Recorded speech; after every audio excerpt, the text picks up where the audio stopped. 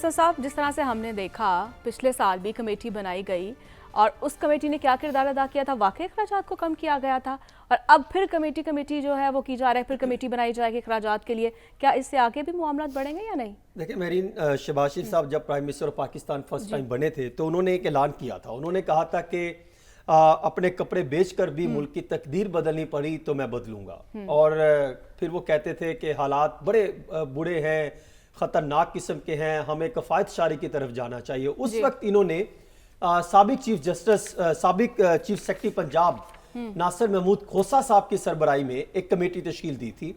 اس committee نے کچھ سفارشات دی تھی، اور کب دی تھی؟ میرے خیال میں جنوری 2023 کی بات ہے. جنوری کے 17-18 جنوری کو انہوں نے پہنچا دی تھی.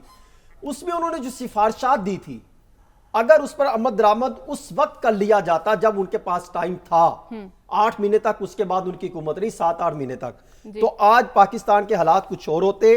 تو آج سبسڈی کے 200 ارب روپے، ترقیاتی بجٹ سے 200 ارب، سول حکومت چلانے کے لیے اخراجات سے 55 ارب روپے، اور اس کے ساتھ ساتھ بچت کے اور دیگر 100 ارب روپے کی بچت ہو چکی ہوتی.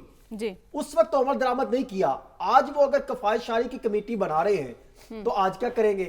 اس وقت آپ نے جو مضبوط قسم کی انہوں نے سفارشات دی تھی، ناصر کھوسہ صاحب نے، بڑے کمال کے بیوروکریٹ ہیں، تو وہ کسی بھی پارٹی کا ان کا تعلق نہیں ہے.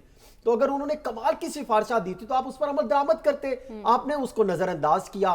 آج آپ سفارشات باتیں کر رہے ہیں کہ کفایت شاری پالیسی کی. دیکھیں، پہلے آغاز کیا جاتا ہے اپنے سے. آپ کا پروٹوکول 2 گنا بڑھ گیا ہے. آپ کے تمام کیبنٹ نے گاڑیاں لی ہیں، کہتے ہیں ہم اپنی گاڑی پیٹرول اپنی جیب سے خرچ کریں گے، ہم گاڑیاں نہیں لیں گے. ٹھیک ہے، تمام حسن صاحب اس پر بھی ہم بات کریں گے.